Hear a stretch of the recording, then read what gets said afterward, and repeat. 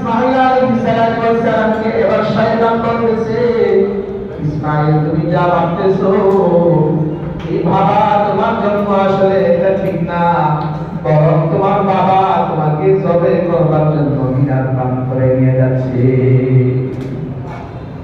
ইসমাঈল শয়তানকে জবাব দেয়, এটা কি কোনো বাবা করতে পারে?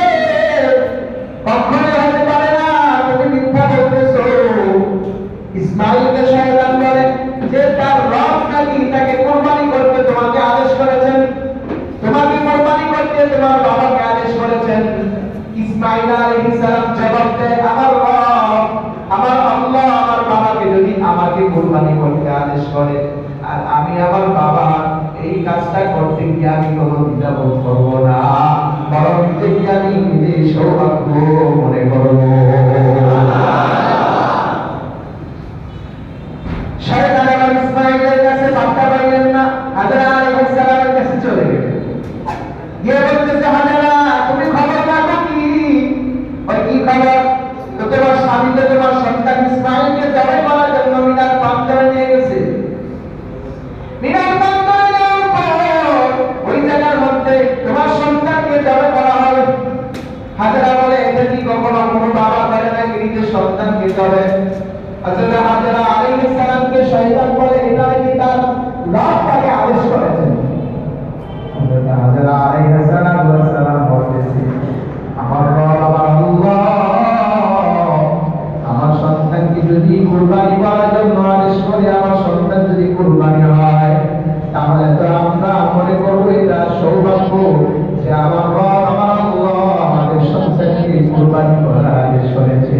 রব আল্লাহ তিনি হুকুম করে থাকলে তার হুকুমের আনুগত্য করা এটা বান্দার দায়িত্ব। হযরত আলাইহিস সালাম যখন প্রতিজ্ঞা দিলেন, শয়তান পাত্তা পাইলেন না, চলে গেলেন। হযরত ইব্রাহিম আলাইহিস সালামের কাছে গিয়ে উপস্থিত হলেন, যাকে যে জায়গায় উপস্থিত হয়েছে ওই জায়গায় বলা হয় জামরায়ে উলা, প্রথম একটা পাথর নিক্ষেপের জায়গা। শয়তান এবার বন্ধু ইব্রাহিম পয়গম্বরকে বলতেছে, কোথায় যাচ্ছেন? ইব্রাহিম আলাইহিস সালাম বলে, এই তো সামনে যাচ্ছি, একটা কাজ আছে, কাজ সম্পাদন করবার জন্য। শয়তান বলে, আমি জেনেছি আপনি স্বপ্নে নাকি আপনার সন্তানকে কুরবানি করতে দেখেছেন, এটা বাস্তবায়ন করতে যাচ্ছেন। এটা কি কোনো বাবার কাজ হইতে পারে? মানুষকে স্বপ্নে কত কিছু দেখে, এজন্য স্বপ্নে দেখেছেন বিদায় নিজের সন্তানকে জবাই করতে হবে। এই কথার পরিপ্রেক্ষিতে ইব্রাহিম আলাইহিস সালাম বুঝতে পারলেন এটা আর কেউ না, এটাই হলো ইবলিস, শয়তান। আল্লাহ বলবেন না, সাতটি পাথর দিলে পাথর শয়তানকে মারবে। শয়তান সাতটা পাথর মারার পরে শয়তান চলে গেল। এরপরে আবার চাপা স্তর করতে গেলেন, সেখানে গিয়ে অত্যন্ত আকার ধারণ করবে, বিশাল বড় দেহাধিকারী করে রাস্তা বন্ধ করে দিয়েছে, সাথে জন্য না দিতে পারে, জোর করে বন্ধ করবে। আবার চাপা স্তর করতে সাতটি পাথর নিয়ে তাকে নিক্ষেপ করবে, শয়তান চলে গেল।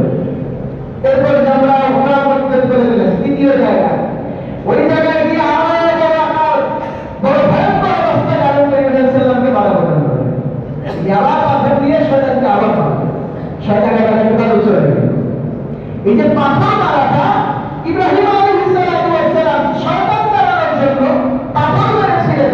এই পাথর মারাটা আল্লাহ পাকের দরবারে এতটাই পছন্দ হয়েছে যে হাজরা যখন হজ করতে যায় তখন ওই হাজরা হজ করতে গিয়া শয়তানকে পাথর মারা তাদের জন্য ওয়াজিব হয়ে যায়। এজন্য হাজরা লাগাটা 3 দিন লাগা শয়তানদের পাথর মারে। সুবহানাল্লাহ বলবেন না?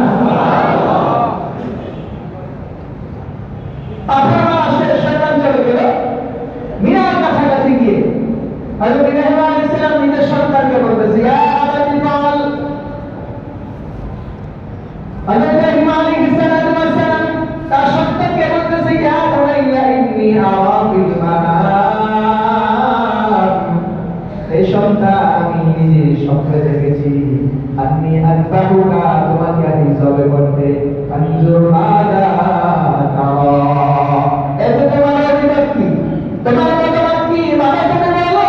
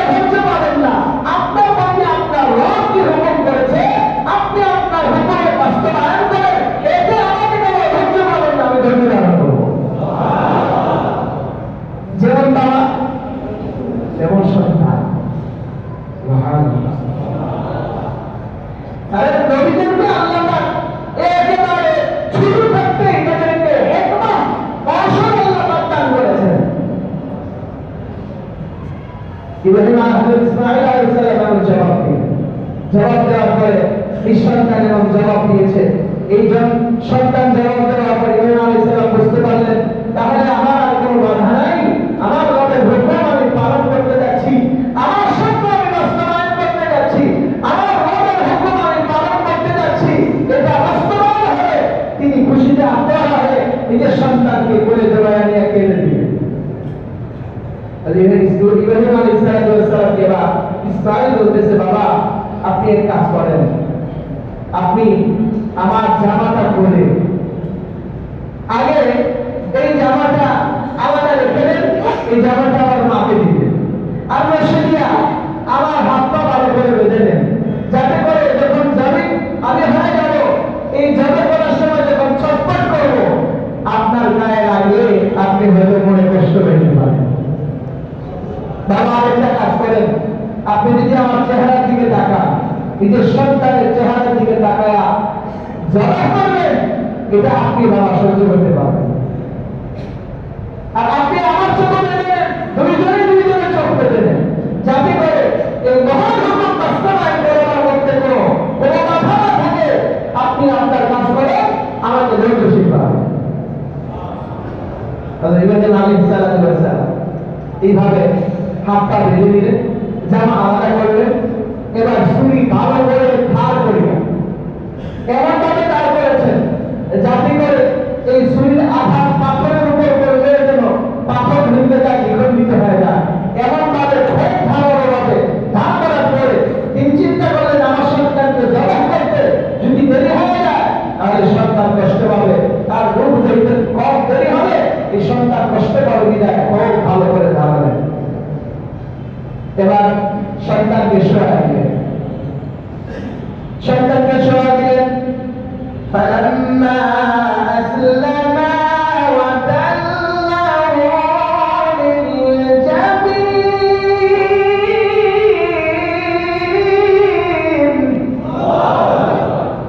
যখন দুইজনই একবারে আল্লাহ পাকের হুকুম বাস্তবায়ন করবার জন্য যখন দেরি হয়ে গেল, নিজের সন্তানকে কাঁধ করায় শোয়া দিলেন।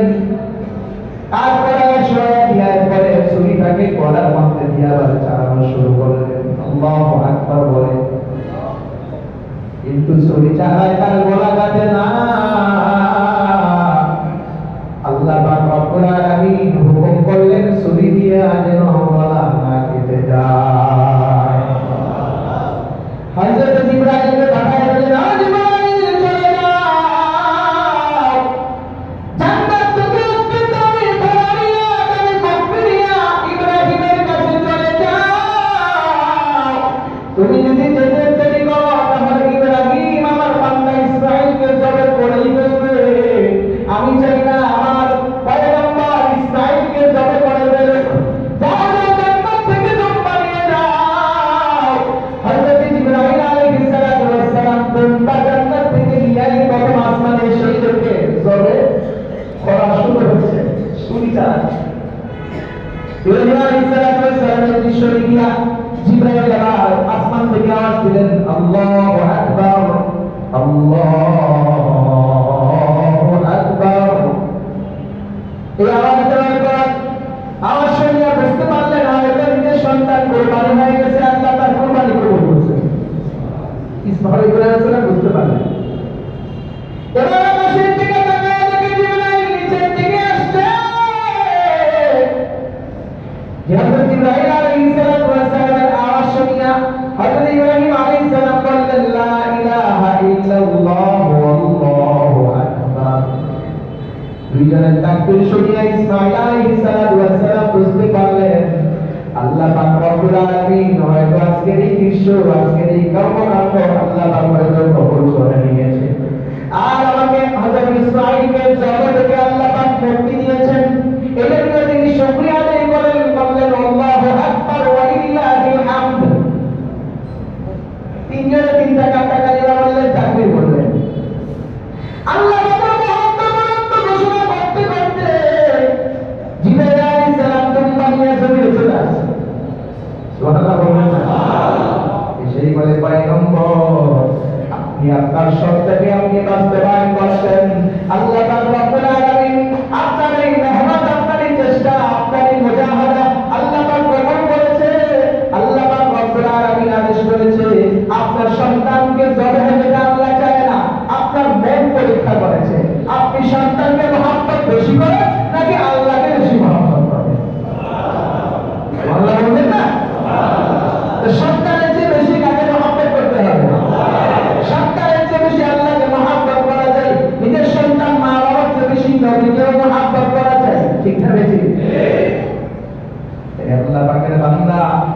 ইব্রাহিম আলাইহিস সালাতু ওয়াস সালামকে আদেশ করলেন, আপনি এই জান্নাতে এই গতিটাকে আপনি জবে করে দেন। আল্লাহ পাক রব্বুল আলামিন আপনার এই স্বপ্নকে আল্লাহ পাক বাস্তবায়ন করেছে। আপনি সফলতা অর্জন করেছেন। এখন দেখেন, এখান থেকে আমাদের যে তাকবীর, আমরা তিনজনে মিলে যে তাকবীর করেছি, আল্লাহু আকবার, আল্লাহু আকবার, লা ইলাহা ইল্লাল্লাহ, আল্লাহু আকবার, আল্লাহু আকবার ওয়া লিল্লাহিল হামদ। এই যে তাকবীর, এই তাকবীর বলা উম্মতের উপরে আল্লাহ পাক এই তাকবীরটাকে এত পছন্দ করেছেন, এত গ্রহণযোগ্য হয়েছে যে আল্লাহ পাক রব্বুল আলামিন আমাদের উম্মতের জন্য কিয়ামত পর্যন্ত আসমানি এই তাকবীর বলা উম্মতের উপরে আল্লাহ পাক ওয়াজিব করে দিয়েছেন। এজন্য তাকবীর বলতে হয় পাঁচবার নামাজের পরে। 9 জিলহজ ফজর থেকে শুরু হয়, 13 জিলহজ আসরের সময় শেষ হয়। এটা প্রত্যেক নামাজের জন্য, প্রত্যেক বালক এবং প্রত্যেক নামাজি পুরুষ এবং মহিলা সবার জন্য জামাতে হোক বা একা হোক, ফরজ নামাজের পরে ডান দিকে সালাম ফিরে বাম দিকে শেষ করার সাথে সাথেই এই তাকবীর বলা প্রত্যেক নামাজের উপর আল্লাহ পাক ওয়াজিব করে দিয়েছেন।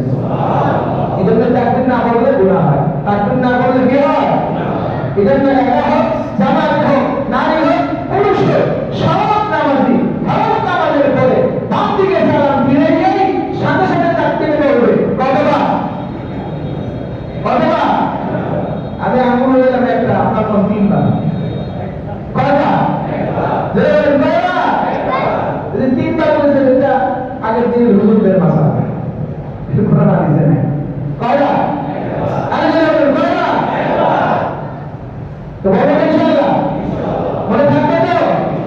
আল্লাহ পাকে আমল করার তৌফিক দান করুন। বলেন না আমিন। তো কোরবানি করতে এসেছে, কোরবানি কিন্তু আদম আলাইহিস সালামের জমানায় ছিল, যুগে যুগে রাসূলদের কোরবানি ছিল। কিন্তু ইব্রাহিম আলাইহিস সালামের কোরবানিটা আল্লাহ পাক কবুল করেছেন এই 10 জিলহজ মিনার তীরে, মিনার প্রান্তরে গিয়া যে কর্মকাণ্ডটা করেছে, এটা আল্লাহ পাক এতটাই পছন্দ করেছেন যে আখিরাতের উম্মতের জন্য এটা আল্লাহ পাক এই দিনে সমস্ত ব্যক্তির উপরে কোরবানিটা আল্লাহ পাক ওয়াজিব করে দিয়েছেন। ইন্না আ'তাইনাকাল কাউসার ফাসাল্লি লিরাব্বিকা ওয়ানহার। হে পয়গম্বর, আপনাকে আমি কাউসার দান করেছি, আপনি কোরবানি করেন, নামাজ আদায় করেন, অর্থাৎ ঈদুল আযহা দুইরাকাত নামাজ আদায় করেন এবং কোরবানি করেন। আল্লাহ পাক রব্বুল আলামিন কোরবানি করার আদেশ করেছেন। পয়গম্বরের পরে যারা উম্মতকে বলেছেন, যার উপরে কোরবানি করার সামর্থ্য আছে কিন্তু সে কোরবানি করবে না, আল্লাহর পয়গম্বর বলেন, মান ওয়ালাদা সাআদান ওয়া লাম ইউদাহ ফালা ইয়াকরাবান্না মুসাল্লানা। যে ব্যক্তির উপরে কোরবানি করার সামর্থ্য আছে কিন্তু কোরবানি করে না, পয়গম্বর বলেন সে যেন আমার ঈদগাহের কাছাকাছিও না আসে। নাউযুবিল্লাহ বলেন। অর্থাৎ যে কোরবানি করার সামর্থ্য রাখে কিন্তু কোরবানি করে না, পয়গম্বর বলেন সে যেন আমাদের ঈদগাহের নিকটবর্তীও না আসে। কেমন কঠিন কথা! এজন্য কোরবানি না করার দ্বারা বড় হুমকি আছে এবং বড় শাস্তি আছে, বড় গুনাহের কথা আছে, এবং কোরবানি করার দ্বারা বড় নেকি আছে। সুবহানাল্লাহ বলেন। হাদিস শরীফে আছে, পয়গম্বর বলেছেন, কোরবানির পশু যদি যতগুলো পশুর মধ্যে যতগুলো পশু আছে, প্রত্যেকটা পশুর বিনিময়ে একটি করে লিখে দেওয়া হবে। এমনকি হাসরের ময়দানে তার শিং, তার খুন, তার চামড়া, অবশিষ্ট যত কিছু আছে, এগুলো মিজানের পাল্লা ওজন দেওয়া হবে। কোরবানি যদি করে, যারা করে থাকে। হাদিস শরীফে আছে, পয়গম্বর বলেন, বান্দা যখন কোরবানি করে, কোরবানির রক্ত জমিনে পড়ার আগে আগে এই রক্তের কথা, কোরবানির কথা, কোরবানির অবস্থা আল্লাহ পাকের দরবারে পৌঁছে যায়। রক্ত জমিনে না পড়তে তার কোরবানির নিয়ত, কোরবানির তাকওয়া, এটা আল্লাহ পাকের দরবারে সাথে সাথে পৌঁছে যায়। এজন্য কোরবানি করতে হবে খালেস নিয়তে, কোরবানি করতে হবে বড় বড় দিয়ে। কিভাবে? হ্যাঁ, বাজারে মাত্র 30 লক্ষ টাকার গরু হচ্ছে, যা আমাকে কিনতে হবে। এরপরে ইউটিউব নিয়ে, সাংবাদিক নিয়ে, তারপরে তাকে ইউটিউবে বা অনলাইনে তাকে ভাইরাল করতে হবে যে নারায়ণগঞ্জের অমুক শিল্পপতি এত লক্ষ টাকা দিয়ে কোরবানির পশু ক্রয় করেছে। কি কথা ঠিক না বেশি? কোরবানি হবে? আরে জোরে বলো, হবে? কোরবানি কার জন্য? ছোট পশুর মধ্যে হইল তুমি ইখলাস থেকে আপনি ছোট পশুই কোরবানি করো, আপনি বড় পশু করবেন ইখলাস দরকার, আল্লাহর জন্য কোরবানি দরকার।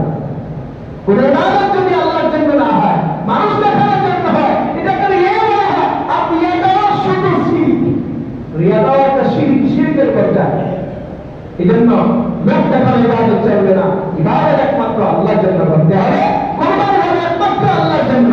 নিয়ত থেকে খারাজ করতে হবে, নিয়তের মধ্যে ভুল বাঁধতে চলে আসছে তওবা করবো, এরপরে আবার নিয়ত থেকে ঘুরে আল্লাহ নবী করবো না, না মানুষকে দেখাবার জন্য না, আমি একমাত্র কোরবানি করতেছি আমার ভাবের সন্তুষ্টির জন্য।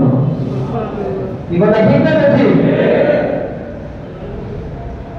হাদিসে আছে কোরবানি দিনের মধ্যে সবচেয়ে বড় আমল হলো বান্দার জন্য কোরবানি করা। এজন্য কোরবানির দিনগুলোর মধ্যে কোরবানি করাই সবচেয়ে ফজিলতপূর্ণ আমল। এজন্য কোরবানি যে সমর্থ আছে কোরবানি করবো ইনশাআল্লাহ। আমি যতদিন আগে বলেছিলাম তাদের উপরে কোরবানি ওয়াজিব। আমার মধ্যে সিগন্যাল করে যার কাছে সারা বছর চলার পরে নিজের প্রয়োজনীয় বস্তু বাদ দিয়া অপ্রয়োজনীয় বস্তু, যেমন অপ্রয়োজনীয় বস্তু আমার টাকা সহ বলতেছি, অপ্রয়োজনীয় বস্তু আপনার বাড়িতে কি কি থাকতে পারে? আপনার বাড়িতে মনে করেন কিছু আছে, বড় বড় ডেকচি আছে, আবার আপনার দেখা যায় আপনার ফার্নিচারের ভিতরে কিছু বিভিন্ন জায়গা থেকে আপনি পছন্দ করে সাজানোর জন্য ঘরে নিয়ে আসছেন, খুব দামি জিনিস, এটাও নেশারের মধ্যে হিসাবে আসবে। আপনার ঘরে একটা টিভি আছে, অপ্রয়োজনীয়, প্রয়োজন না, এজন্য আপনার এই টিভিটা সহ আপনার এটা নেশারের হিসাবে আসবে, এটা অবশিষ্ট না, এটা প্রয়োজনের পরে প্রয়োজনের মধ্যে পড়ে না। অপ্রয়োজনীয় অলংকার, স্বর্ণ রূপা, এগুলো প্রয়োজন না, মানুষের জীবন চলতে যা দরকার এটা প্রয়োজনীয়। স্বর্ণ হইলেও তারা জীবন যায়, স্বর্ণ না হইলেও জীবন যায়, যাই যায় না? টিভি হইলেও জীবন যায়, না হইলে কি যায় কি যায় না? কারো একটা গাড়ি আছে, কারো বসত বাড়ি ছাড়া আরো বাড়ি আছে, কারো সম্পদ আছে। কোরবানির ক্ষেত্রে নিজের প্রয়োজনীয় বস্তু বাকিয়া অপ্রয়োজনীয় যদি অপরিচিত যেগুলো তার ব্যবহারের কাজে আসে না, এগুলিও কোরবানির নেশাবের মধ্যে হিসাবে আছে। এগুলো সব কইরা আপনি এবার দেখেন আপনার কাছে নেশাব পরিমাণের সম্পদ দেওয়া হয়েছে কিনা। নেশাব পরিমাণ কিভাবে হিসাব করবেন? 52.5 ভরি রূপা, 52.5 ভরি রূপা বাজার মূল্য কত? বাজার মূল্য বর্তমানে গত জুমাতে আমি ভুল বলেছিলাম 1400 টাকা, বর্তমানে 3,500 থেকে নিয়ে, কারণ এটার মধ্যে আমার গ্রেডের একটা ঘরে বানাইছে, 18 grade, 19 grade, 20 grade, 21 grade, 22 grade. এরপরে আমার সনাতন পদ্ধতি, সনাতন পদ্ধতির সবচেয়ে কম, তার মূল্য কম। আপনি 3,500 টাকা থেকে নিয়ে 6,500 পর্যন্ত রূপার মূল্য বর্তমান বাজারে আছে। আপনি যদি 3,500 করে ধরেন, 3,500 করে ধরলে আপনি 52.5 ভরিকে এটা আপনি এরপরে এটাকে পূরণ দিবেন, 52.5 দিয়া এরপরে আপনি এই 3,500 পূরণ দিলে যত হবে এত টাকা যদি কারো কাছে আপনার জমা হয়, কারো কাছে আছে, তাহলে তারপরে কোরবানি হবে। জাকাতের ক্ষেত্রে 1 বছর অতিক্রম হইতে হয় রাসূলের বাড়ি খাওয়ার পরে, কিন্তু কোরবানির ক্ষেত্রে বিষয় এরকম না, 1 বছর না, বরং কোরবানির তৃতীয় দিনও যদি কারো কাছে এই পরিমাণে 52.5 ভরি রূপা পরিমাণে যদি সম্পদ কারো কাছে থাকে বা টাকা থাকে, তাহলে তার উপরে কোরবানি হয়। কোরবানি প্রথম দিন, দ্বিতীয় দিন, তৃতীয় দিনে যদি কারো কাছে এরকম টাকা জমা হয়ে যায়, তাহলেও তার উপর কোরবানি হয়ে যায়। মোটামুটি হিসাব করলে 2 লক্ষ টাকা মতো হবে, 2 লক্ষ টাকা মতো। বাচ্চারা ভাবেন এই জন্য কোরবানি তাদের উপর ওয়াজিব হবে। আমরা খেয়াল করে দেখি আমাদের অনেকের ঘরের মধ্যে দামি দামি সম্পদ আছে, দামি দামি অনেক কিছু আছে, এগুলো সব হিসাব করে আপনার কাছে যদি এই পরিমাণে টাকা থাকে তাহলে আপনার উপর কোরবানি ওয়াজিব হয়ে যাবে। মহতারাম হাজির, কোরবানি আমরা করব, কোরবানি নিজের নামে করতে হবে, কোরবানি নিজের পক্ষ থেকে করতে হবে। আপনার উপর কোরবানি ওয়াজিব হয়েছে, আপনি এখন কি করবেন? আপনি সম্মানের ক্ষেত্রে বাবা আছে, বাবার উপর সম্পদ নেই, বাবার কাছে সম্পদ নেই, আপনি আপনার বাবার নামে কোরবানি করবেন, তাহলে আপনার কোরবানি হবে। আপনি আপনার বাবার নামে কোরবানি দিলে আপনার নামে কোরবানি হবে না। যেমন আপনার উপরে নামাজ পড়ে বাবা করলে হবে না, ঠিক তেমনি ভাবে আপনার নামাজ আপনার করতে হয়, ঠিক তেমনি ভাবে কোরবানি আপনার উপরে ওয়াজিব হলে কোরবানি আপনার নামে করতে হবে। বাবার উপর হলে বাবার নামে করতে হবে। স্ত্রীর উপরে যদি কোরবানি ওয়াজিব হয় এই মাসলার উপরে, নেশাদের উপরে, তাহলে স্ত্রীকেও কোরবানি করতে হবে। স্ত্রীর কাছে স্বর্ণ থাকে, অনেকের দেখা যায় অনেক ঘোড়া ভরি ভরি সব স্বর্ণ থাকে, রূপা থাকে, অনেকের কাছে টাকা থাকে, সব মিলায় যদি 15 লক্ষ 2 লক্ষ টাকার মতো হয় তাহলে স্ত্রীর উপরে কোরবানি হবে। আপনিও দিবেন, আপনার স্ত্রীর নামও দিতে হবে। আরেকটা মাসলা অনেকে জিজ্ঞাসা করে যে হুজুর তাহলে আমরা কোরবানি দিব, কোরবানি এবং আকিকা এগুলো কি হবে? হ্যাঁ, কোরবানির মধ্যে আকিকা যে দিবে তার সেও ওই কোরবানির পশু করতে অংশগ্রহণ করতে পারবে, অর্থাৎ আকিকাও চলে কোরবানিও চলে একই পশুর মধ্যে।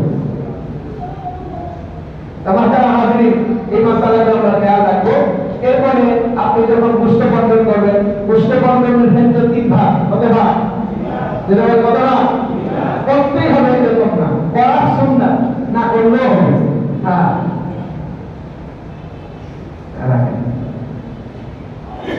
এজন্য কোরবানির 1 ভাগ নিজের জন্য, 1 ভাগ এতিম মিসকিন ফকিরের জন্য, 1 ভাগ আত্মীয়-স্বজনের জন্য। এটা করা সুন্নাত। না করে যদি আপনি একা পুরো দেখাতে পারেন, বুঝতে করতে পারবেন।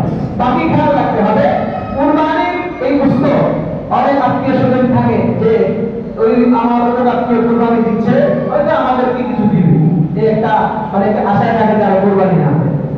এই জন্য আপনিও আশা থেকে বঞ্চিত রাখবেন না। আমার আত্মীয়-স্বজন, প্রতিবেশী, আপনজন যারা আছে সব দিকে খেয়াল রাখবেন ইনশাআল্লাহ। ঠিক আছে না ইনশাআল্লাহ? কোরবানি আরো অনেক মাসলা আছে, শতে শতে হাজারের বেশি মাসলা আছে।